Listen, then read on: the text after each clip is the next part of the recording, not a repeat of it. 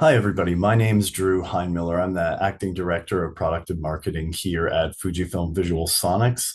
I'm coming to you, we are coming to you live from our head office in Toronto, Canada. And we're really excited today to bring you this virtual Advanced Cardio Symposium. We've got a lot going on here. This session is an hour and a half. We're very pleased you could make it. Really excited about what we're going to be presenting today, which is we're going to hear from four speakers, four experts in cardiovascular research, especially using ultrasound in their cardiovascular research. We've got Dr. Susanna Cooper from Oxford University, Gavin Pharaoh from Gordian Biotechnology, Dr. Pierre Sicard from Montpellier University, and Dr. Craig Goergen from Purdue University. We're going to start by hearing from each of our four speakers, about approximately 15 minutes per speaker, and then we're going to move on to a Q&A session. So that will be about 10 minutes long. We'll then have a very brief sort of introduction to VisualSonics if you're not familiar with us already, a little bit about our products. So let's jump right in. We'll get started. I think there's still some people joining. We're pleased to see that. Just so everyone knows, if you do happen to join late, a recording of this webinar will be made available afterwards. We've got everyone muted for the duration of the webinar, but please do at any point use the Q&A button throughout the presentations. One thing we'd ask you to do is actually just put the name.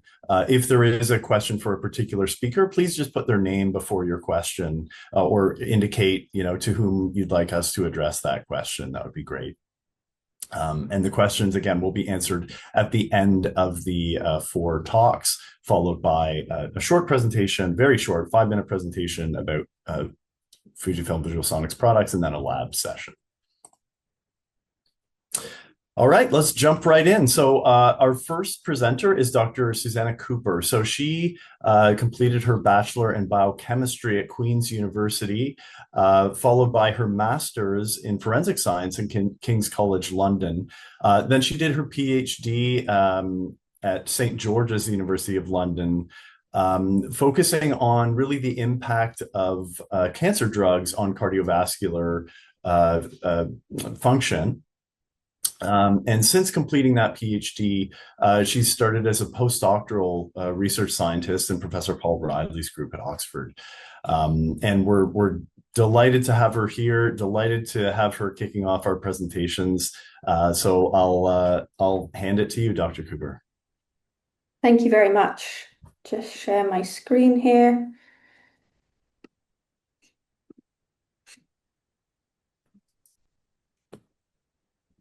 Okay, perfect. Can everybody see that okay?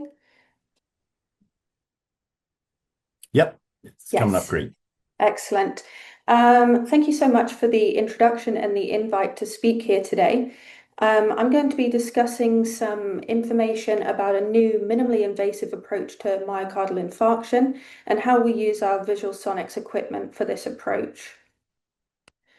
So to start off with a little bit of background, a myocardial infarction, or an MI, occurs following the thickening or blockage of a coronary artery in the heart, which results in massive cardiomyocyte death owing to a lack of oxygenated blood flow.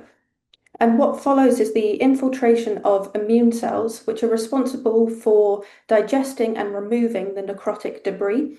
And these then give rise to repair processes via the stimulation of collagen deposition. However, without a constraint on this reparative response, we can see excess fibrotic scarring and long-term pathological remodeling, which can lead to heart failure in individuals. And as such, in our group, we're interested in how we can best intervene at this stage to create the optimal immune environment for recovery after an MI. So obviously for this research, we require a clinically relevant model of MI in order to carry out our experiments. And typically we use this surgical ligation MI model in the mouse, which is the current gold standard. So to take you through it just via schematic in the first instance, the mouse is first anesthetized with isoflurane, and it's intubated so that we can artificially ventilate the lungs. We then perform a full thoracotomy to expose the heart and introduce a stitch into the myocardial wall around the left anterior descending coronary artery, or the LAD, to mimic this myocardial infarction. And we then stitch the mouse back up, where, as you can see, it will have this infarcted heart. So to take you through how this looks in real life, here we have our intubation platform, where we have our nose cone here, which is delivering the isoflurane, and this string which is used to hang the animal up via its incisor teeth. So you can see that it will look like this. I'll just get my laser pointer on here.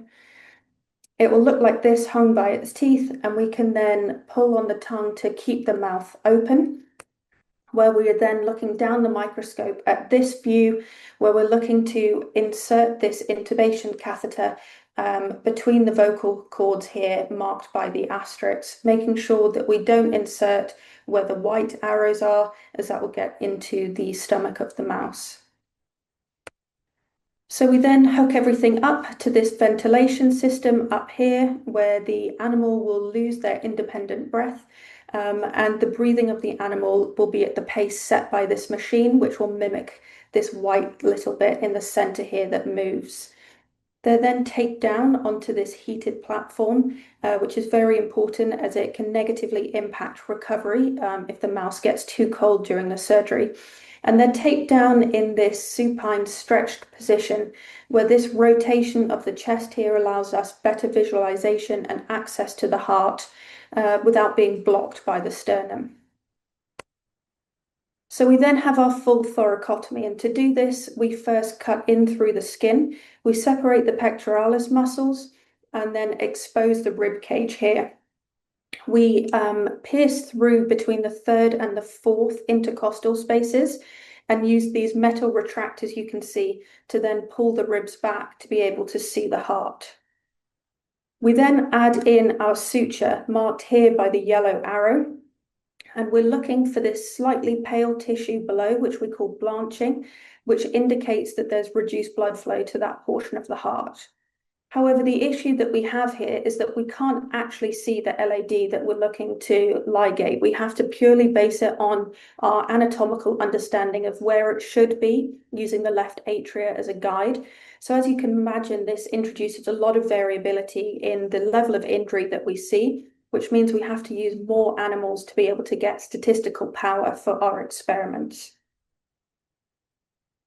We then would use picrocereus red staining, which looks for fibrosis, to be able to measure the infarct. So here in a long axis view of the heart, spanning from a more surface section on the left to the midsection on the right, you can see the extent of infarct passing through.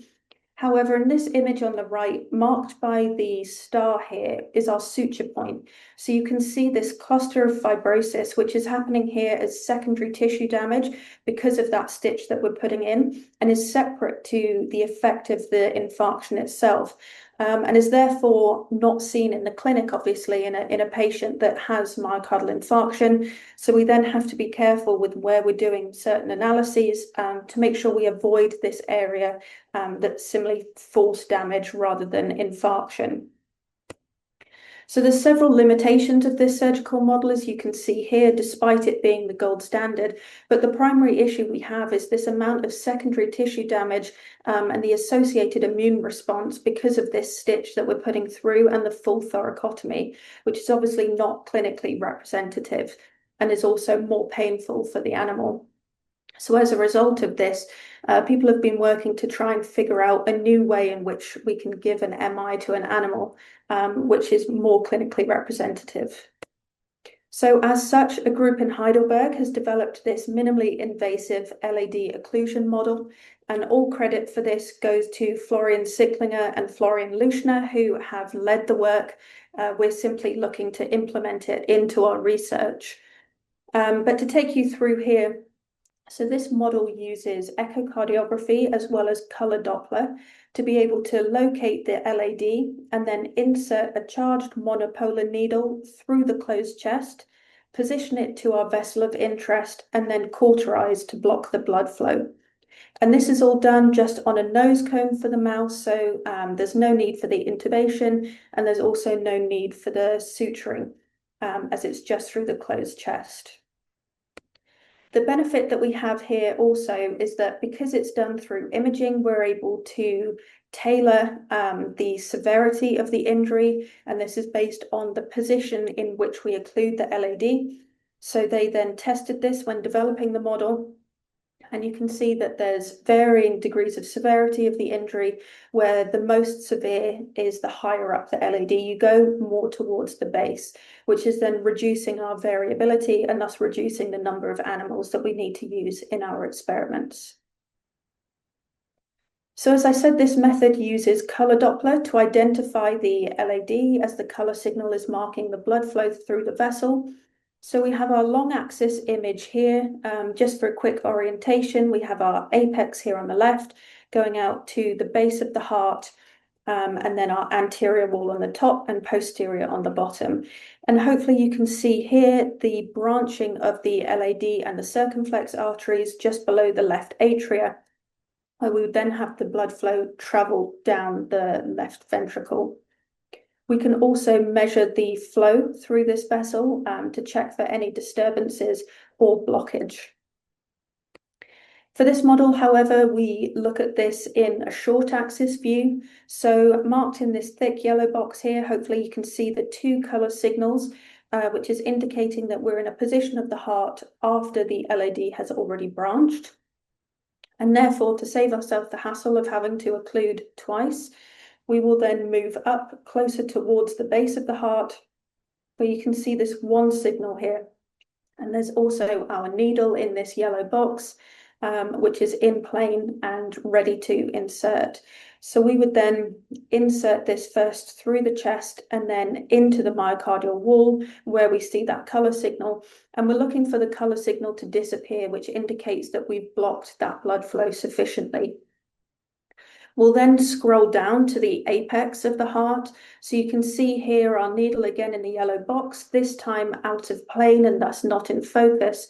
But hopefully you can see the lack of contractility that we have in the myocardial wall here. And this akinesis suggests to us that we're in the correct place and have blocked the blood flow.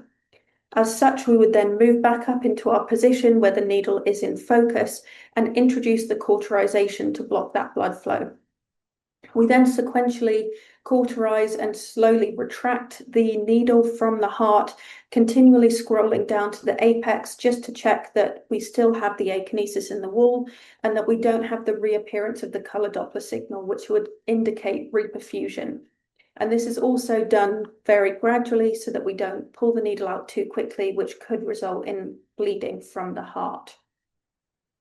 So there's a video of how this is all put together, and apologies in advance, it's a little bit shaky. Our research assistant took this when we went over to Heidelberg for our training, but hopefully you can see here our color signal of the LAD and our needle here.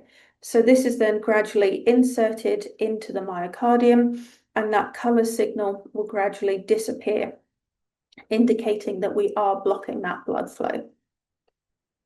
We'll then come down to the apex, and we can see all here that we have this akinesis, lack of contractility, indicating we're in the correct place.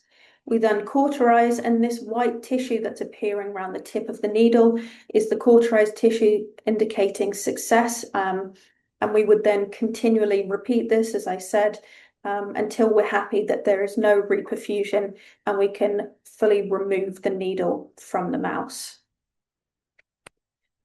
So we then also perform our imaging to assess this. So in our work, we do one long axis image and then 3 short axis images spanning the base to the apex. Hopefully you can see here that we have full contractility at baseline and the circumferential twisting motion in the base and apex images. If we then look immediately post-occlusion, so this is just taking the needle out of the mouse, changing the angle of the probe, and then beginning our imaging session, the heart is vastly different, with much reduced contractility and less of that circumferential twisting motion as well. To take a little bit of a closer look at our long axis view, hopefully you can see here we have massive ballooning of the apex, as well as a much thinner myocardial wall. And then also in our short axis view at the apex, again marked by the yellow arrow here, we can see basically half of the left ventricle is not contracting as it should. So we then perform our analysis, and for this we use the Simpson's method, which takes the length of the left ventricle in our long axis view at both diastole and systole, as well as the area of the left ventricle across all three of our short axis images, again comparing diastole and systole, and it inputs all of these details into calculations to then generate our functional data.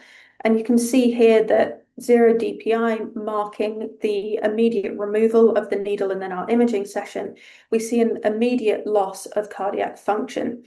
Of particular interest is here with the ejection fraction, as this immediately drops down to about 40%, which is the percentage typically used as heart failure with reduced ejection fraction. So it's a very, very quick loss of function in the animal. We've then also performed this analysis at 3 and 7 days post-injury and see that this loss of function largely persists, indicating that the cauterization was enough to then not have reperfusion over time and maintain, as we typically always do, a permanent ligation model.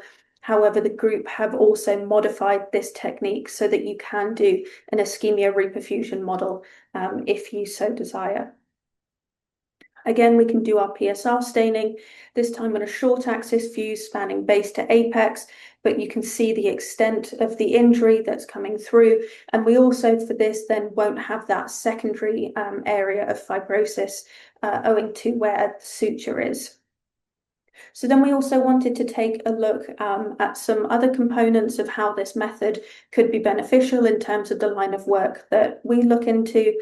And so we performed some other staining on some vibrotome sections of hearts that had undergone this minimally invasive MI. And one thing of interest that we saw is the marked activation and expansion of the epicardium, marked here by mesothelin in cyan.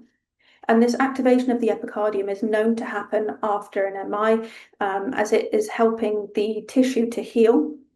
However, we typically don't see this in our surgical model, and that's because the inflammatory response associated with inserting the suture means that the heart often gets adhered to the chest wall, and therefore when we're performing our harvest, we have to peel the heart back off, and therefore it rips off a lot of this epicardial layer, and we don't see this activation. Also, in our interest in the immune response, marked here in magenta and yellow, we see immune cells also on this epicardial surface, suggesting possible recruitment into the infarcted area. And this is known to happen through the pericardium, but again, we destroy this entirely in our full thoracotomy method in introducing the stitch. So this isn't something that we typically see. So it's been very helpful in improving our understanding of the immune response after MI. We're also interested in angiogenesis, both of the coronary vasculature marked here in red, but also of the lymphatic network marked here in green, which is responsible for draining the immune cells and tissue fluid from the heart after an MI to improve recovery. And you can see here that we have growth of both of these networks within the infarcted area, which nicely mimics the work of both ourselves as well as other groups interested in lymphangiogenesis, really highlighting the benefit of this model for the welfare of the animal, as well as the increased information that we get from it and making it clinically relevant. So with that, I'd like to say a big thank you to the two Florians in Heidelberg for developing this model and working with us to help set it up and the training, as well as to Adrian in Edinburgh, who's also helped us in setting up this model, the team in Oxford, and then a big thank you to our funders for awarding the money in order to be able to purchase this equipment. And I'm happy to take any questions at the Q&A session afterwards. Thank you very much. Great. Thank you so much, Dr. Cooper. That's excellent, fascinating research. I love that you're using the technology for, for a procedural thing, but also for the assessment of how effective that procedure is. That's really fascinating. Great images there too. I would just remind everybody that we will be taking questions after all four of the speakers. So that was our first speaker, and I'd like to please introduce our next speaker. And hopefully people can see my slides there. Dr. Gavin Pharaoh is a senior scientist in preclinical development at Gordian Biotechnology. He's leading research on gene therapies for age-related diseases, specifically looking at therapeutic targets for heart failure there. And he brings expertise from a broad experience in academia and industry as well, expertise in cardiovascular, skeletal muscle, metabolism research. He did his PhD at the University of Oklahoma Health Sciences Center, looking at age-related muscle loss and neurogenic atrophy. Then he did his postdoc at the University of Washington, looking at rodent models of aging. Dr. Pharaoh, we're really looking forward to your talk here, and I'll hand it over to you. Thank you for the introduction, Drew. Okay. Can everyone see my slides? Yep, looks great. Great. Yeah, thank you to the organizers for the opportunity to speak today. I'm Gavin Pharaoh. I'm a scientist at Gordian Bio, and I'm excited to share with you some work from our HFpEF program, where we recently used Vevo Strain analysis in our rodent models of HFpEF to identify LV filling pressure surrogates. Oh, sorry. 1 second.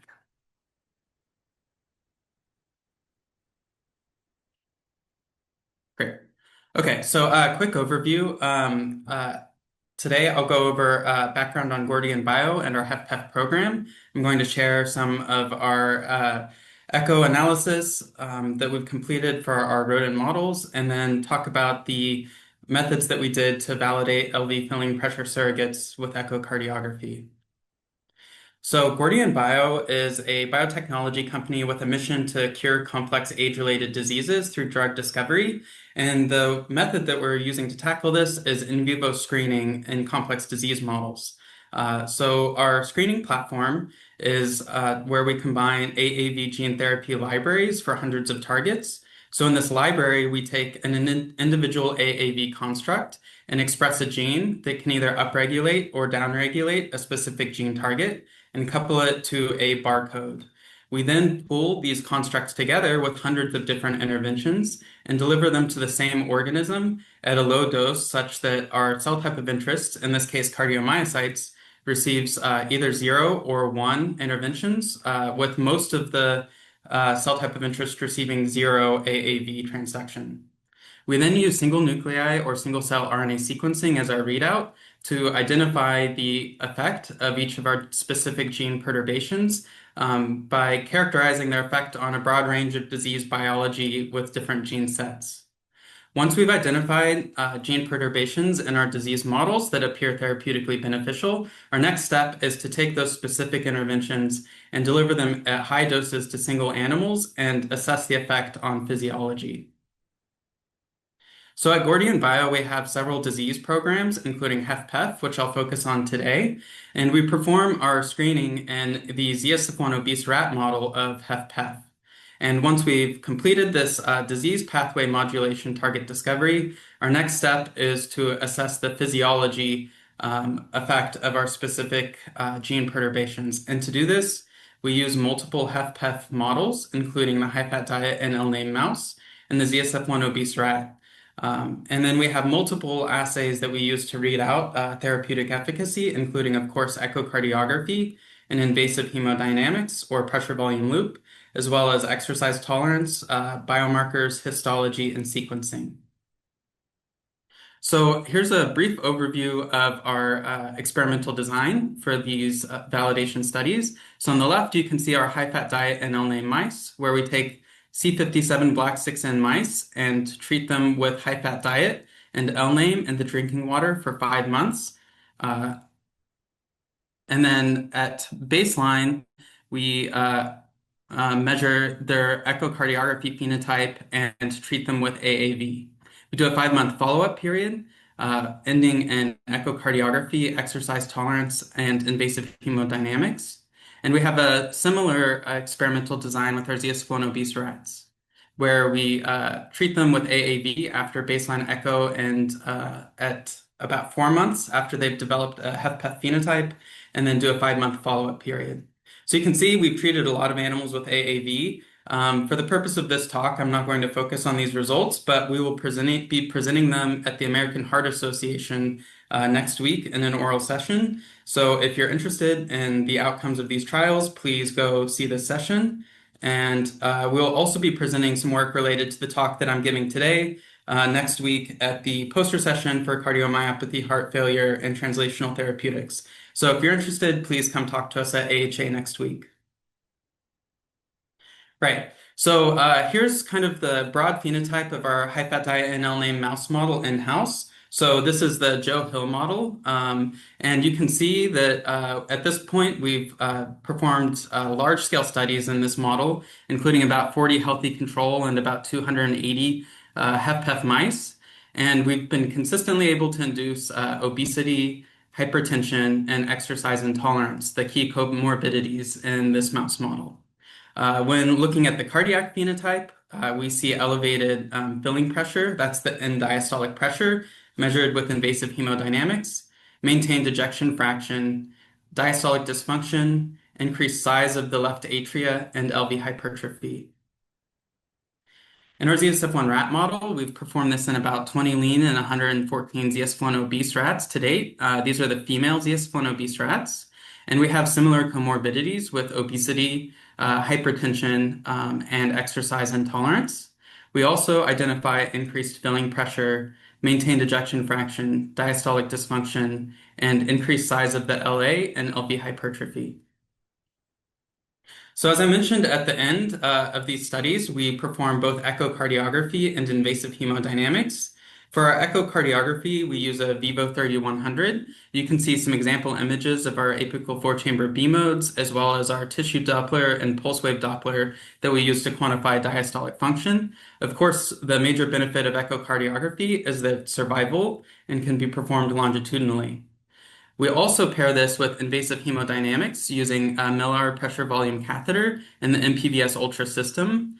And we perform our invasive hemodynamics using a closed chest carotid artery approach, where we open the neck of the mouse and insert the pressure volume catheter into the LV through the carotid artery.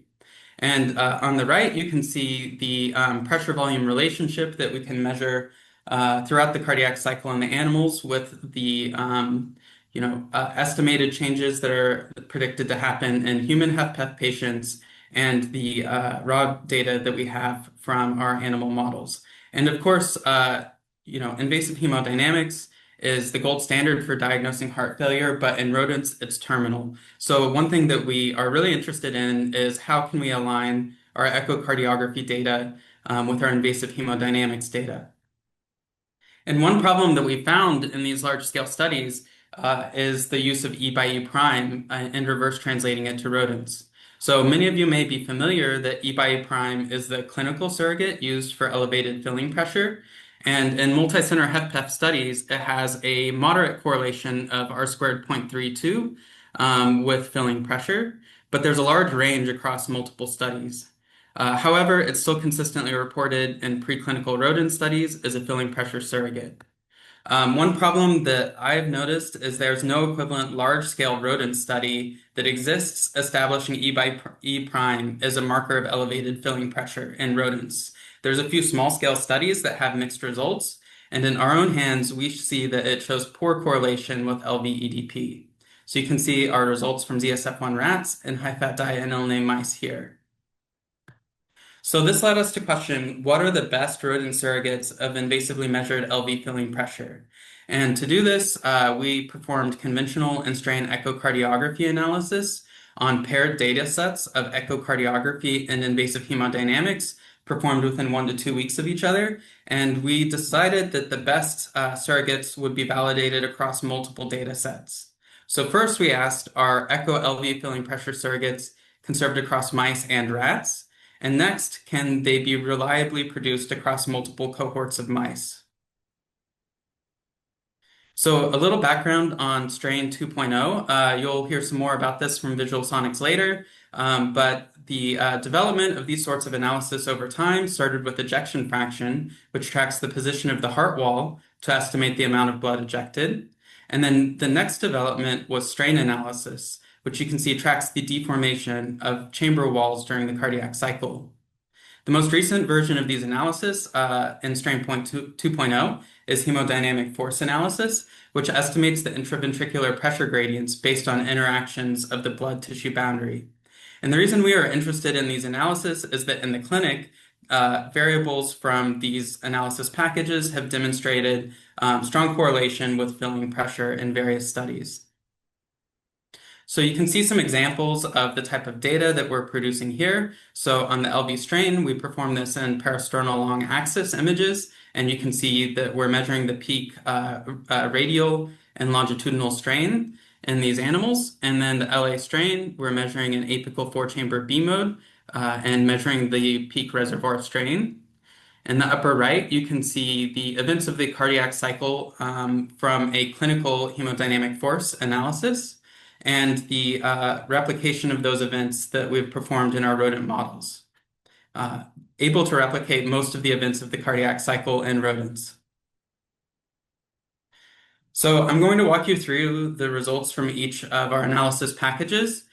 So first, I'll start with the best results from conventional echocardiography.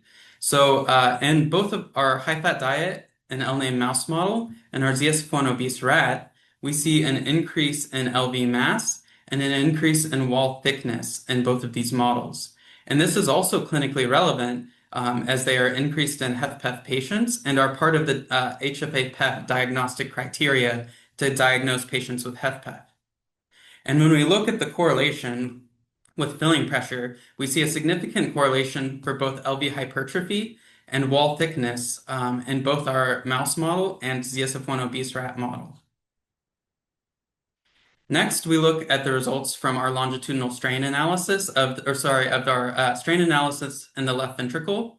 So in our mouse model, we identified impairment in global longitudinal strain and radial strain, while in our rat model, we only identified impairment in radial strain. Of course, one of the reasons why we were interested in LV strain analysis is that it's also included as part of the score criteria for diagnosis of HFpEF. And interestingly, for the sake of time, I will note that the LV strain parameters did have a good correlation with filling pressure in mice, but not in rats. So we didn't focus on these for filling pressure surrogates in our animal models. Next, some brief results from our LV HDF analysis. So we found that hemodynamic forces were impaired in both our mouse and rat model and replicated some of the recently reported HFpEF phenotype in a clinical study. And again, we did see a good correlation between hemodynamic force parameters, including HDF strength, with filling pressure in mice, but not in rats. So we didn't focus on these for our filling pressure surrogates. Finally, I'm going to share some of the results that we have for left atrial strain analysis. So we were broadly able to replicate the reported HFpEF phenotype of the left atria in both our mouse and rat models. And again, LA volume is especially important as it's part of the score criteria for diagnosis of HFpEF. In both our mouse and rat model, we saw an increase in LA volume as well as an impairment in the emptying fraction. And most critically, we also saw a decrease in LA reservoir strain in both our mouse and rat model, and a very strong correlation with filling pressure in our mouse model with the trend in our rat model. We also saw an increase in the LA filling index, which is another recently proposed surrogate in the clinic for LV filling pressure. Just briefly showing some of the reliability of our echo data and PV loop data. So in both our mouse and rat models, the LV mass that we're estimating with our echocardiography system is very tightly correlated with the true heart mass that we identify at tissue dissection. And then in our invasive hemodynamics data, we see a strong correlation with the heart failure biomarker NT-proBNP, which gives us stronger confidence that the elevated filling pressure we're seeing is associated with more severe heart failure. So in summary for this section, we found that in HFpEF patients, rats, and mice, there is impairment in LA strain and LV hemodynamic forces. In HFpEF patients and our mouse model, there was strong impairment in LV strain. For predicting LV filling pressure for echocardiography, there were stronger relationships with echo variables in mice than rats, And most of these relationships weren't repeated across species, so they're not particularly reliable for estimating filling pressure. In our hands, E by E prime was not the most reliable estimate for LV-EDP when pairing echocardiography and invasive hemodynamics data sets. For echocardiography filling pressure surrogates and conventional echo, we found that LV mass and wall thickness were some of the best predictors for elevated filling pressure and also are clinically relevant as part of the HFpEF score. For LA strain, the reservoir strain was one of the best predictors and also has clinical relevance as it's recently been proposed as another method for diagnosis of HFpEF. For our next step, I'm going to briefly walk you through a separate validation we did using multiple mouse cohorts across age and sex. So as you may be aware, aging is a key risk factor for heart failure with preserved ejection fraction, and that it has a higher prevalence in women than men. However, in young female mice, in our own hands and reported in the literature, they are less susceptible to model induction with high-fat diet and L-NAME. So to assess the contribution of aging to model severity and test in both sexes, we took aged mice, 19 months old, and treated them with high-fat diet and L-NAME for 5 months. So you can see the 3 studies here with our young male model with healthy and high-fat diet plus L-NAME, our old male model with young control, old control, and high-fat diet plus L-NAME, and then our old female model with young control, old control, and high-fat diet plus L-NAME. We were able to induce the major comorbidities of the model, including obesity and hypertension in both old male and female mice. And ejection fraction was maintained in old female mice with a mild reduction in the old male mice. Across all 3 cohorts, we were able to increase the filling pressure, having a more severe phenotype in female mice than we did in our young female mice model. So the top surrogates that I showed you before, we tried across 3 separate cohorts here, including young male, and old female. And we find that in each of these data sets, and when the data sets are combined, we see a strong relationship between LV mass, the posterior wall thickness, and reservoir strain with the LV filling pressure, giving us more, showing that we have more reliability in these specific echo parameters when trying to estimate filling pressure. So in summary, we found that LA strain analysis was a powerful tool for understanding the HFpEF phenotype and estimating filling pressure, especially in mice. For conventional echocardiography, we found that LV mass and wall thickness were more reliable filling pressure surrogates than E by E prime in rodents. We validated our filling pressure surrogates by first assessing their translational relevance to human HFpEF patients, performing validation across both mouse and rat models, and performing repeated validation in multiple mouse cohorts, including variation in age and sex. Finally, we have some further steps that we're taking to assess the reliability of these surrogates for filling pressure, including validating across multiple cohorts of ZS1 obese rats in both sexes and across multiple ages. We're doing a validation in our young high-fat diet and L-NAME model across multiple model induction lengths. And finally, we have an additional large-scale high-fat diet and L-NAME study that recently wrapped up, where we have greater than 100 paired echo and PV loop data points. So I'd like to thank the team at Gordian Bio, especially our head of cardiac biology, Naoto, and our heart failure team, including Tolga. And I would like to thank you all for your time.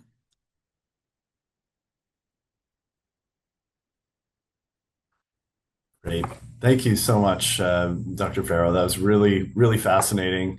I love seeing this, true translational work where these animal models really do act as surrogates for the clinical situation, and the way you've used these really advanced tools, but advanced tools that are have their surrogates in the clinic. It's really really cool to see that. Thanks very much. I'll just remind everybody that we're going to save questions till after all the speakers. We've got 2 more speakers coming up. And I'll take this opportunity to, and by the way, answer submit your questions through the Q&A portion in the webinar there. And I'm delighted to introduce our next speaker, Dr. Pierre Sicard. So Pierre comes to us from INSERM, that's the National Institute of Health and Medical Research in France. He's a research engineer overseeing the ultrasound and photoacoustic imaging facility there. He did his PhD at the University of Burgundy in cardiovascular physiology, studying oxidative stress and hypertension and their effect on the heart. He also has expertise in and experience in clinical cardiology research, which he did as well. He did his postdoc at King's College London, where he discovered a new biomarker for the early detection of infarction. And then subsequently developed his own project at the Institute of Metabolic and Cardiovascular Disease in Toulouse, France, where he was developing specific models to study GAD proteins and their role in post-infarction remodeling. Very happy to have Dr. Sicard here, and I'll let you take it away. I believe also he's not currently in France. I believe he's actually visiting our next speaker as well. So pleasure to have you here. Yes, thank you very much, Drew, for this kind introduction, for the invitation. And yeah, I'm at Purdue University for this week to see my colleague Craig. We'll see a little bit later. Today I'm talking about our work we are doing in INSERM lab in Montpellier about how we assess left atrial strain using high-resolution ultrasound imaging. So you all know that LV function and LV strain provide you a very good insight of the heart disease model, so you can assess myocardial infarction, you can assess cardiotoxicity, you can assess even brain-heart interaction when you have brain injury and so on, or you can assess your knock-in, knockout mice cardiac function in a very good way. But it doesn't capture the entire heart dynamics because it's LV, it's just a quarter of your heart. You have above your left ventricle, the small chamber, which is left atrium, basically. And it's very important in clinic because when you have big dilatation of your atria and maybe cardiomyopathy in your atria, you may have more risk to develop atrial fibrillation, hypercoagulability, and fibrosis, that you have more incidence to develop stroke, heart failure, or even die from your cardiovascular events. But in the literature, when you read some paper about left ventricular, so you have plenty of paper about left ventricular function in mice. However, for left atrium, there is only few, more than 300. So it's not enough, and it's a shame because the anatomy looks like very similar to a human. So between the left ventricle and the left atrium, you have the mitral valve, you have the left atrium there, and then you have this big left atrial appendage. So the only differences between human here and mice, that the left atrial appendage is smaller compared to the left atrial in human, and it's huge in mice. So you need to consider to assess both left atrial and left atrial appendage. It's very important to assess left atrial area. It's one of the cornerstones to assess diastolic dysfunction, mentioned by the previous speaker, of course, but mentioned as well from some guys at King's College London as well, and some guideline, so that LA area is one of the good parameter to assess diastolic dysfunction in mice. So how you can assess that? You can use the classical apical four-chamber view. You have the left ventricle, right atrium, and left atrium. But to be honest, it's very difficult to obtain and to be reproducible. And you don't see very well the left atrial appendage. You need to tilt a little bit your probe to see it, and you can't see it very well sometimes. Another possibility published a couple years ago by this group in US, where they use a long axis view to assess the left atrial and the pulmonary vein. But again, it's easier than the four chamber view, but you can't see very well the left appendage.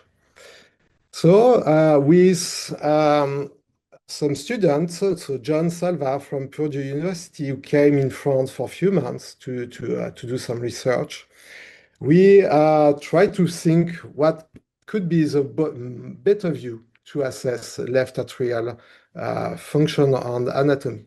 And we came with this idea that a short axis view could be a very good one. Why? Because when you have in this video short axis view from the apex to the base, you go to the base, go on, and then you will be able to see this little mushroom, and this is the left atrium. You can see the left atrium and the left atrial appendage very easily.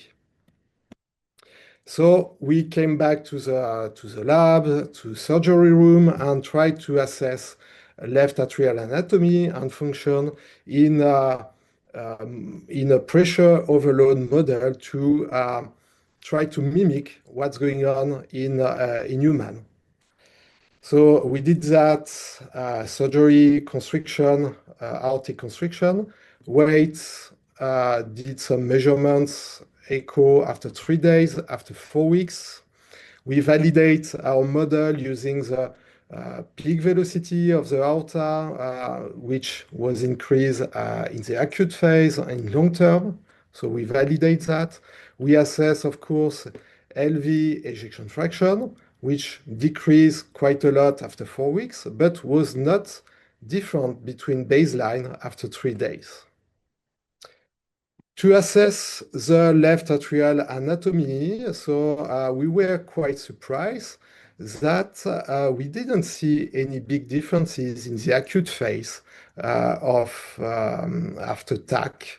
The volume was quite similar, but it expands after a few days, a few weeks, and got a huge left atrial anatomy. So we tried to assess the cardiac function, the left atrial function, and we use a Vevo Strain 2.0 to track the speckle on the short axis view for the left atrium. So we were able to add this kind of parameter, velocity, displacements, and give us this nice curve that, I don't know if you know that, but you have the longitudinal strain of the relay is a little bit different than the LV. So you have the expansion phase, or reservoir phase, where the left atrial is filled by the pulmonary artery. And then you have another phase, which called the contractile phase, where the left atrial contracts and expels all the blood to the left ventricle. So we did that, and we were quite surprised as well to see that after 3 days in the very acute phase, we lose completely our contractility in the left atrium. But and it was very strange, but because we didn't detect the changes of the structural or LV dysfunction. So it was very acute parameter we were able to measure. So we went a little bit in more detail to assess fibrosis in the left atrial. So we did some staining, collagen type 1 in white, and the nuclei are in purple here. We saw after 4 weeks an increase of collagen, and it was quite nicely correlated with a decrease in left atrial strain. So with 2D strain, we were able to find anatomical and functional movement of the atrial after transverse aortic constriction. But you're known that life is not in 4D, and it's great because if it was in 4D, this poor dog, if he wants to eat from the beginning to the end, he will fall apart. So that means that you lose a lot of detail, lot of information. That's why we push a little bit further our analysis, and we try to study in more global in 4D. So we use Vevo 3100 with 3D motor, cardiac and respiratory gating to obtain this nice view of the whole heart, so you can go forward, backward, and all direction, and you have the full cardiac cycle. So again, we asked John Salva, who came back in Purdue, to analyze all lot of bunch of data set from 4D analysis, try to reorientate and rotate and focus our 4D on atrial work. So at Purdue, in Craig's Goergen lab, they developed a very useful MATLAB toolbox to assess strain in 4D.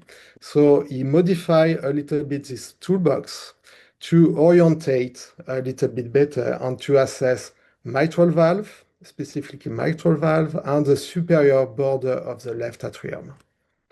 With that, you have a complete visualization of your left atrium and left atrial appendage, all in 4D. Then you manually segment all the endocardium over the cardiac cycle and obtain this nice view of your left atrial moving, so you can extract your 4D volume and you can extract some strain data sets. So you can extract strain rate in every direction: global longitudinal strain, circumferential strain, and surface area. And if you go a little bit deeper, you can assess segmental strain and strain rate. So you can go in the anterior wall, posterior wall, septal, and etc., which gives you a bunch of information. So we came back to the bench, did some transverse aortic constriction, wait for 3 weeks, but we wanted to be closer than a clinician and try to save the mice from the constriction. So we did a DTAC, so we try to remove the constriction from the heart, from the aorta, sorry. And we, after the DTAC, we wait and we assess cardiac function, ALA function after 1 week and 4 weeks post-DTAC. So we did the DTAC work with a great student from Purdue. She spent 6 months in Montpellier lab to help me to do the surgery. So she's Elnaz Gajar Haimi. She did excellent work at Montpellier. We were able to see that after 3 weeks of TAC, we had a decrease in ejection fraction.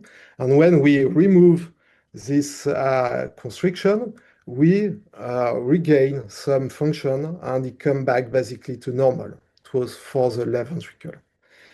So when we assess the left atrium, we observed similar volume, increased volume after 3 weeks, like in 2D. And the volume came back to normal after 4 weeks of DTAC. When we assess the strain, and here I'm talking about longitudinal strain, we had decrease in strain in the ALA after TAC and improve of ALA strain after DTAC. But it was interesting, it didn't come back to fully normal compared to the left ventricle.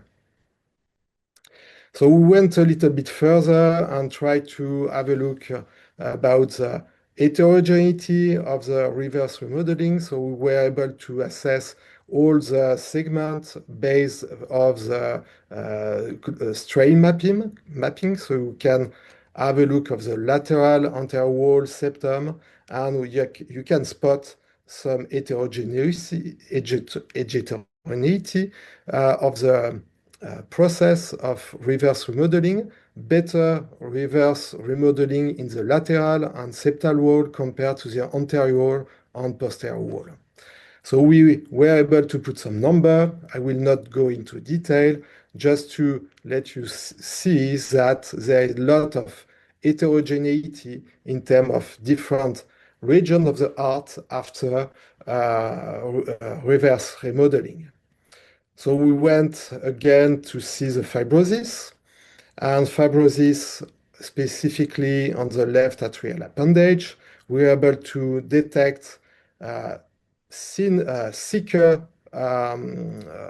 fibrosis in the superior wall, but thinner in the inferior wall after DTAC. So even there's still some lot of fibrosis there. The removal of fibrosis is not the same comparing to all the region.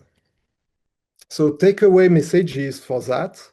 You can assess very clearly the anatomy, the strain, and it's easily measurable using high resolution ultrasounds. You can detect LA dysfunction without structural or LV changes in a very early stage. That gives you a lot of information about that LA strain can predict early cardiac dysfunction in pressure overload. 4D ultrasounds give us a nice global and regional LA function, and that gives you this unique opportunity to individually monitor disease progression and capture unique remodeling pattern correlated with severity. So we think that it could be a huge impact for clinicians if they use 4D analysis to have early identification, risk stratification, and improve prognosis. So thank you. So if you want to go a little bit further, we publish a couple of papers this year about the 2D, and it will be really soon in press on the Journal of Physiology for the 4D dataset. And if you want to have a look about how we did the reverse remodeling, you can still spot in bioarchives. So thank you very much for your attention. I would like to thank all of you and all my partners, my collaborators, and my sponsors. So thank you very much. Thank you, Dr. Sicard. That's great. Really interesting. Really diving into these more complex models of disease, especially looking at atrial disease and using the sophisticated tools to get at some of those answers you're looking at, and really the development of those models. Super important work to be able to have those models to study disease. So thanks for that. I'll just share my screen again for our very last speaker, and that's Dr. Craig Goergen. So he's a PI of the Cardiovascular Imaging Research Lab at Purdue University. His work really spans multiple disciplines. He's involved in engineering, imaging, biology, with really the goal of improving cardiovascular disease diagnosis, treatment, and prevention. He got his bachelor's in biomedical engineering at WashU, then his master's and PhD at Stanford University. And he also worked with an imaging group at Genentech, where he was studying aortic aneurysm there. He did his postdoc at Harvard Medical School, focusing on left ventricular remodeling. And he's been on the faculty at Purdue since 2012. We worked with Craig, known him for a while. I'm happy to have him here and as our last speaker. So take it away, Craig. Great. Thank you, Drew. Everybody see this okay? Hopefully that works. Perfect. So thank you to VisualSonics for the opportunity to present some of our work. Pierre, magnifique présentation, très bien. Tu parles anglais, très bien. Well done. I'm happy to chat a little bit more about some of our work with murine aortic aneurysms. thinking about structures beyond the heart. The last three presentations have been fantastic, and I'm always excited to think about the left ventricle, left atrium, and cardiac function in general. But our lab is also interested in vascular disease, and specifically Murine aneurysms as a way to study what happens in the clinic for patients with aortic aneurysms and dissections. Real quick, a disclosure that I am on the scientific advisory board of FUJIFILM VisualSonics and a consultant with them. And I'm also going to highlight and reference the work exclusively from Cortland Johns today, who is a third-year PhD candidate here at Purdue. She's getting a biomedical engineering doctorate and is studying aortic aneurysms with specific roles thinking about intraluminal thrombus and aortic disease in general. So aortic aneurysm, what is this? It's a dilation of the vessel wall, and that can lead to rupture. Rupture is associated with mortality rates between 75 and 90%. And often these are silent killers. Many AAAs and aortic aneurysms are asymptomatic until rupture. And so we can screen, and those with connective tissue disorders or men over 65 are often screened for aneurysms. But really the only treatment is surgery, whether it's open repair or endovascular repair after 5 centimeters or with a rapidly growing aneurysm. And so with an open repair, these are invasive procedures, right? So you can see the heart and ascending thoracic aorta here. That's quite large. And typically we get 2 to 3 centimeter vessels, but in this case, it was 9 centimeters. So it's an invasive procedure. We don't always know when it's going to rupture. Some large aneurysms don't, and many small aneurysms do. So there's a lot of work to understand the progression and rupture risk in these patients. We take advantage of the Vevo systems as well. We have the 3100 currently. We're hoping to upgrade to the F2 eventually, but this is what the aorta looks like in our rodents. This is at baseline at day 56. I'm going to talk a little bit about this exact model of the Infarrenal AAA model using elastase and BAPN. But you can see the wall. You can see anterior and posterior walls, the spine underneath. The head is to the left here, tail is to the right. And it's been a great way for us to non-invasively assess what happens to these vessels over time. And specifically, we've thought more about not just the 2D approaches, but 4D ultrasound. So similar to Pierre and others on the call, right, we've been using the 4D ultrasound techniques to not look at just cardiac function, but vascular dynamics as well. So if you take multiple slices, reconstruct the volumes at different points in time, right at the R wave and a little bit later and later, you can reconstruct the 4D data as long as you have good ECG and respiratory gating. This is a picture of what our system looks like. It's a similar stage, right? We get great ECG and respiration from those electrodes. We can do a short axis cut typically of the abdominal or thoracic aorta. And then we can gate right off the R wave and the inspiration so that we don't get respiratory effects. This is a scan of the abdominal aorta, but you can do the same thing up in the thoracic cavity. You just have to deal with lung, sternum, and rib cage artifacts up there. What we get looks something like this, right? The thoracic aorta gives us a view of the nice branches off the arch, the brachiocephalic, left subclavian, and left common carotid. The abdominal aorta, you can see in this aneurysm here, right, is below the renal arteries and down to the iliac bifurcation. And for us, the 4D scans are fantastic because we can then come back and slice whatever direction we want. We can get around artifacts sometimes, and we can make whatever measurement we're most interested in, including volumetric segmentations, which leads to then potential for simulations. So as a bioengineer, we do some and work with others that are interested in computational fluid dynamics and vascular kinematics. This was some previous work. I'll just highlight quickly that you can look at the strain of the vessel, whether it's low strain, this blue color because of a dissection that leads to a lot of stiffness, or higher strain in a case where the vessel wall is thinner. We've collaborated with Jay Humphrey's group at Yale, where we're doing simulations of aortic dissections here that develop intramural thrombus. This is just above the renal arteries. You can see the celiac, the right renal, the superior mesenteric and left renals, or with a group here at Purdue, Vitaly Reyes and Ivan Christoph on fluid structure interaction models using the 4D ultrasound as a way to input what happens in the thoracic aorta as well. But I'm going to highlight today most of the work that we've been doing recently looking at intraluminal thrombus in a infrenal AAA model. So in this case, because the vessels get so big, intraluminal thrombus can build up next to the arterial wall, which is similar to what we see in the clinic. Many of these vascular surgeons treat patients with aneurysms, 75% of which have some type of ILT deposition. And yet we don't really know if ILT helps provide mechanical support or is a place where inflammatory cells hide out and can produce more proteases. So the role is really poorly understood in how it affects AAA development, expansion, and eventual rupture.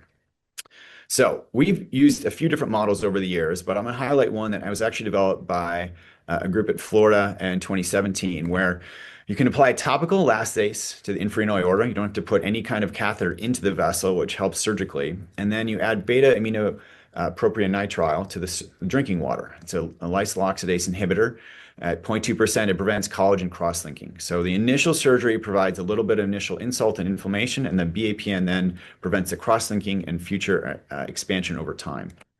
So the timeline with our ultrasound or non-invasive approach, right? We can do baseline imaging, we can start BAPN, perform this surgery, which is relatively simple, and then image longitudinally, 7, 14, 21, 28, 42, and 56 days after surgery, watching this aneurysm development, followed by euthanasia and tissue collection. So the different imaging time points really allowed us to evaluate aneurysm growth over time in a quantification that was sophisticated with not just 2D approaches, but 3D. So here you can see our volumetric assessments, and then what we did is volumetric segmentation. You can see the infrarenal aorta below the kidneys and then split into the iliacs. At baseline, they look fairly normal and healthy.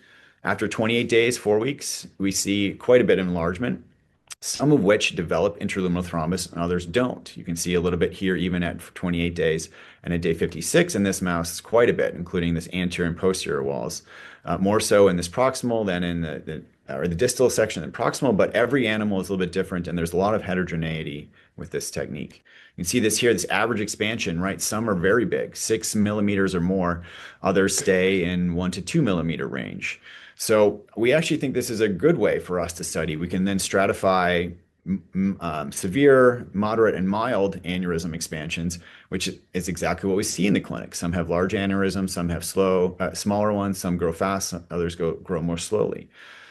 The thing that we were most interested in is ILT, this intraluminal thrombus. And so if we go back and correlate which aneurysms have intraluminal thrombus, sure enough, that blue color, we see the larger vessels, probably with more stagnant flow, are also the ones that have intraluminal thrombus compared to the gray bars down here, gray points where we have less intraluminal thrombus or no intraluminal thrombus we could identify with ultrasound. So in this case, ILT deposition was correlated with greater aortic expansions. Thinking about the biomechanics, we are also interested in strain or how much the vessel is deforming. Around 20% is what we typically see at baseline in a healthy abdominal aorta with intact elastin. After just 7 days, it's reduced by about half in the total group, and then down to less than 5% out at 56. If you again stratify those that develop intraluminal thrombus, the blue, versus those that do not, sure enough, we start to see differences at day 14 and day 28, where the intraluminal thrombus group had even more reduced strain than those that didn't develop intraluminal thrombus. So here, ILT deposition was correlated with earlier decreases in strain seen at 14 and 28 days. So once the tissue was collected, we wanted to think about how are we going to best characterize and then compare our in vivo measurements to ex vivo. So we did our standard histology, which in our group includes an H&E stain and a MOBAT pentaprobe stain, along with collaborations with the veterinary school here and connections to the veterinary pathology groups. But we also wanted to do some SEM, scanning electron microscopy, which requires some dehydration, sputter coating with gold, and then some high resolution morphology imaging as well. So this is what we typically see in an aneurysm with ILT, where the H&E and MOBAT's pentachrome stain. And the H&E, right, the blue and purple dots are the nuclei, the pink is the cytoplasm, whereas the pentachrome, we see yellow is the collagen around the adventitia, black elastin, what's remaining in the media, dark red fibrin within the vessel wall, and then within the lumen itself, and then in the clots, and then light red is the cells, and blue proteoglycans, which are also prevalent as well. And what we see, right, elastin degradation between no ILT and ILT. We had our Dr. Abby Cox help as our board certified veterinary pathologist identify how much elastin disorganization do we see. And sure enough, with the ILT group, much more in this category 3, the severe group, than in the no ILT group. So IAAAs were clearly associated with severe elastin degradation if they had intraluminal thrombus. We then compared our in vivo ultrasound, where we can try to identify these different layers with our histology to look with these different stains, and then scanning electron microscopy to get really high resolution images of the clot itself and the wall next to each other. So a couple qualitative assessments here. You can see in some cases there are still elastin sheets within the media, some degraded on the side here. You can then see with SCM red blood cells that have collected, not just in the lumen, but in the wall itself in portions. And in the intraluminal thrombus sections, you start to see red blood cells that have been caught. And because then it's compressed as the clot contracts on itself, some of those biconcave discs have turned into what we call polyhedrocytes. So now they look more like almost soccer or footballs, right? That have different panels that have been squished together. Another view here, you can start to see the fibrin mesh that's appearing as the thrombus is forming with clear, distinct layers, suggesting that some portions may have formed before others. And you really get a sense here, right? There's a boundary. And so we can go back then with our ultrasound and start to really detect when do we see this initial boundary, when does the second layer form, or in a third and a fourth, to do more quantification. So briefly, we just did some overall composition metrics in the intima, media, and epithecia, and found that sure enough, compared especially to control animals, we have reduced elastin, whereas the proteoglycans were increased in the aneurysms. So aortas with ILT had greater aortic wall damage as well. So a small amount of difference here, but we see more in the blue group than in the gray. We also wanted to see inflammation, and this is something where we know aneurysms and atrial are very much inflammation driven. And so we looked at the region affected, how much had inflammatory cells, where the polymorphonuclear infiltrate was accumulating, suggesting acute inflammation, and then where there's mononuclear infiltrate, which is suggesting chronic inflammation. Again, all that blue groups are in these more severe categories than in the gray with no ILT. So these AAAs, we think with ILT have more severe acute and chronic inflammation at this 56-day time point. So a quick summary, right? From this thrombus formation, if we include elastase, we get elastin damage. We know that there's collagen cross-linking as the body's natural repair mechanism, but if we provide BPEN and drinking water to these rodents, we prevent that. The inflammation then is this driving process, and if we have reduced collagen cross-linking, we get increased expansion. If we go back to the clinical perspective, where I know the clinicians are always taught about and thinking about Virchow's triangle, where stasis of blood, endothelial injury, and hypercoagulability are all impacting thrombus formation. So we certainly see that in our vessels, right, that are expanded where we have lower velocities. We see endothelial injury as well, based on our histological assessment, and certainly hypercoagulability as well, that the flow conditions are also make it prone to coagulation. So understanding the relationship between this ILT, intraluminal thrombus formation, aortic wall degradation, and inflammation, we think will help refine therapeutic strategies for treating AAAs in the future. And that's where we're collaborating now with vascular medicine and even a couple companies thinking about different ways to treat aneurysms based on an ILT strategy. So quick takeaway messages as well. We love 4D ultrasound and imaging in general to assess vascular kinematics. The 4D approach especially allows us to track aneurysm progression and characterize ILT formation, thinking more specifically about novel therapeutics eventually. The animal specific analysis, where we follow individual animals over time and thinking about composition, both in vivo and ex vivo, allows us to individually monitor disease progression and then capture these remodeling patterns to correlate that with severity. And just like Pierre, we're interested in early identification, risk stratification, and treatment optimization for these patients with aneurysms. So with that, I need to thank the group, the postdocs, staff, graduate students, and undergraduates that helped, and especially Cortland Johns that put a lot of these data together, our funding, as well as the manuscript that's soon to be up on bioRxiv and then hopefully published in the coming year. Our collaborators, both at Purdue and externally, including Dr. Sicard and others in Montpellier and Mississippi and elsewhere. And with that, thank you so much for your time and attention, and happy to answer questions in the portion after this. Thank you. Great. Thanks so much, Dr. Goergen. Appreciate it. This is really, really cool work. Great images. Really amazing. So I think I'm going to hand it over to Christina Asa. Christina's a product manager here at FUJIFILM VisualSonics. And I'll let her take it away with some about 5-minute presentation, and then we'll move on to the lab. Thanks so much, Drew.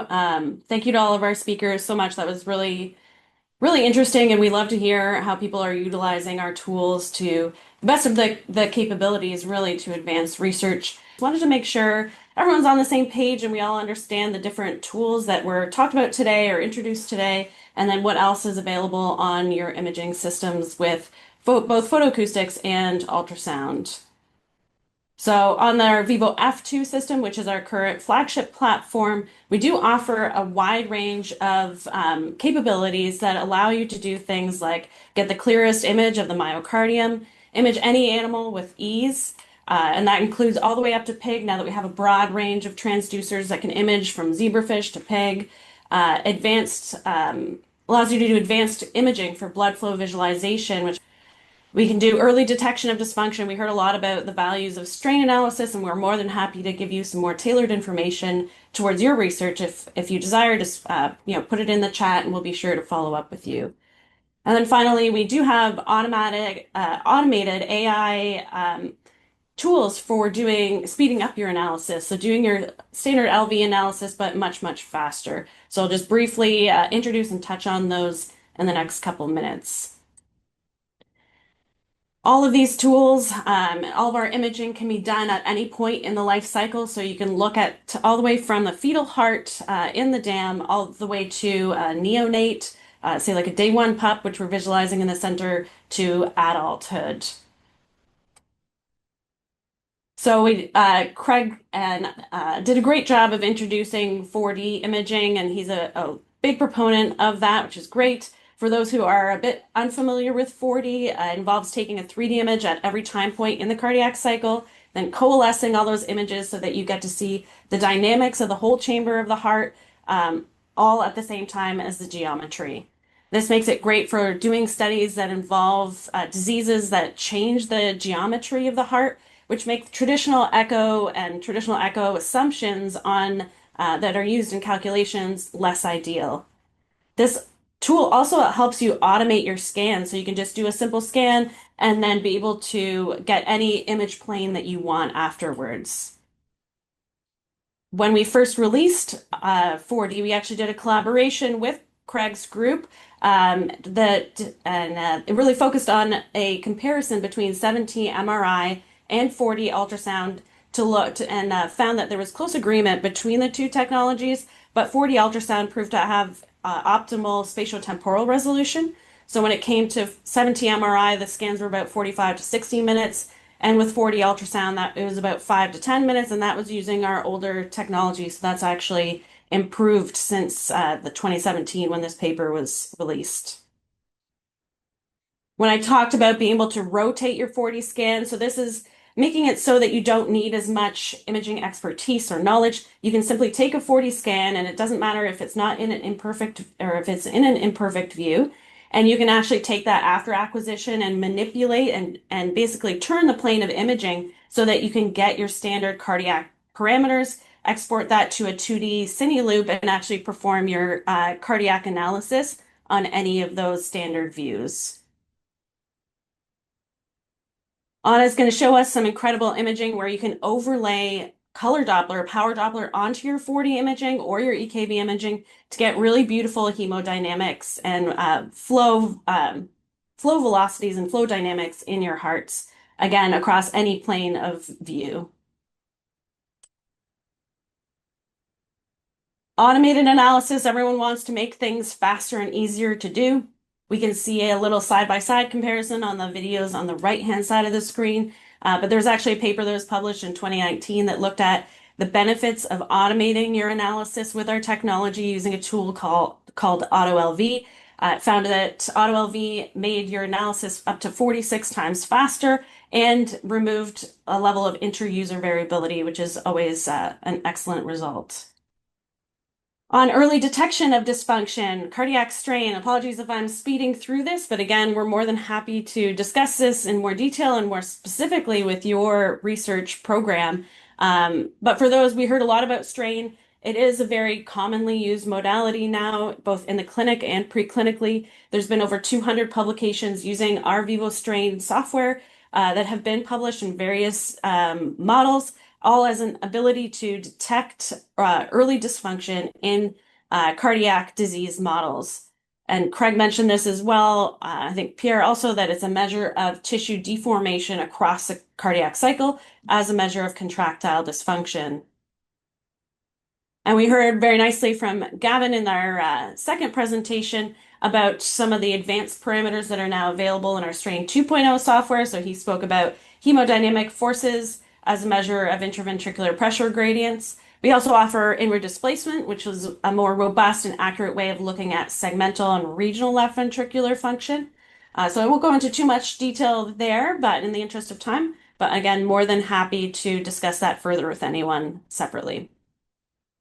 Lastly, we haven't talked today about it, but I think we'd be remiss not to talk about photoacoustics for cardiac function and looking at myocardial oxygenation. So for those who are unfamiliar with photoacoustics, involves using optical light that comes into the tissue and detecting sound that comes out. Lets you differentiate the absorption of oxygenated and deoxygenated hemoglobin, which you can then visualize and co-register with high resolution ultrasound to get beautiful images like this in the rat heart, where you're actually seeing oxygenated blood in the heart as being red and deoxygenated blood as blue. If you're unfamiliar with photoacoustics, it essentially involves using our X20 laser, Vevo X20 laser, to an optical fibers that attach to our transducers and allow you to integrate both ultrasound and photoacoustics and co-register that in order to get data like hypoxia, tissue oxygenation, ischemia, reperfusion, and allows you to evaluate novel contrast agents as well. If you have any questions about our products, any of our products that we offer, including all of the cardiovascular tools, any kind of tools for other research areas like cancer and neurobiology, feel free to reach out to us. Feel free to enter them even in the Q&A, and we can reply to you individually. Interesting question for Dr. Cooper about how do you monitor or do you monitor ECG during your MI model? So in the permanent ligation model that I discussed today, when we put the neutral electrode patch onto the mouse, it actually disrupts the ECG trace. So we're unable to monitor the ECG throughout the actual MI procedure, but as soon as we take that patch off and remove the needle, we then can see the ST elevation in the ECG.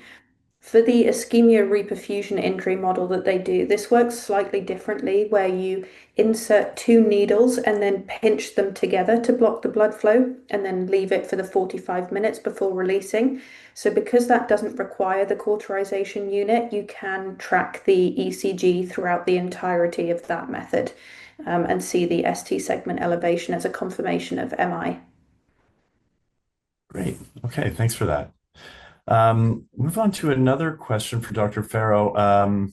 Have you experienced off-target effects or tolerability issues with the dose of L-name that you're using? And how does mitral inflow E to A ratios correlate to LV filling pressure? Hey, so yeah, these are really great questions. We have found that L-name administration in the model does result in some mortality, especially because we're doing very long scale studies, 10 months of model induction and treatment and such. But we still have across a 10-month study, about 50 to 60% of the mice that we start survive to the endpoint. And then the E to A wave is a great question, especially in the high-fat diet and L-name mouse. We see increased heart rate, and even at greater anesthetic depth or for longer anesthetic duration, there's fusion of the E and A wave. So it's actually really hard to assess the ratio in that specific animal model. And as you can imagine, fusion of the E and A wave also has an effect on the E by E prime ratio, which we think is one of the reasons why it's less reliable in our mouse model. Okay, great. Thanks for that. I've got another question here. Let's throw this. Let's go in order. Let's throw this one to Dr. Sicard. Any tips and tricks for reproducibility for getting good left atrium images?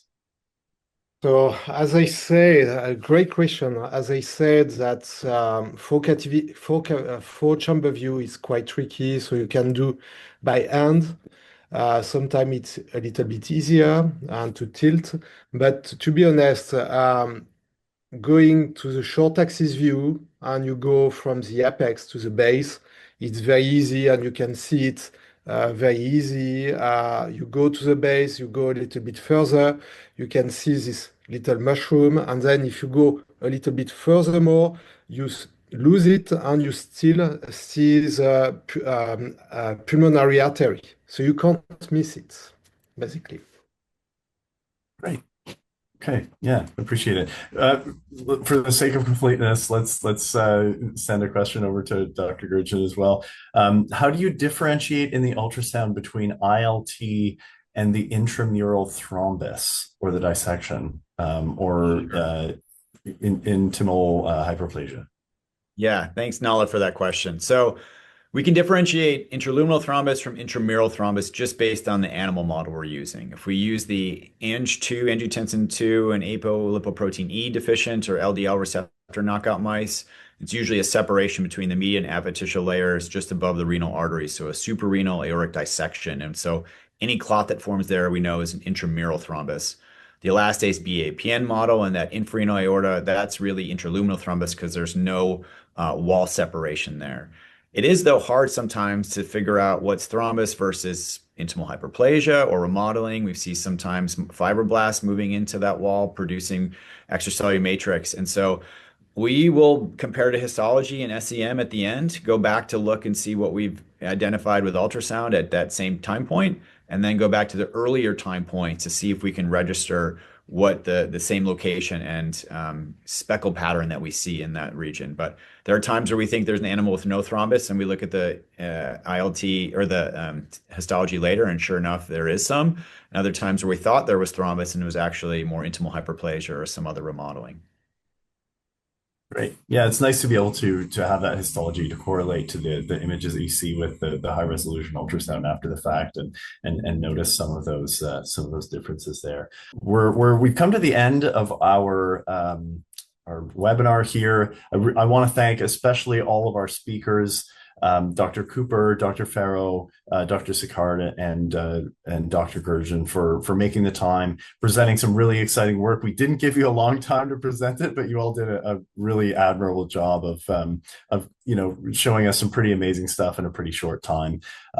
Really appreciate it.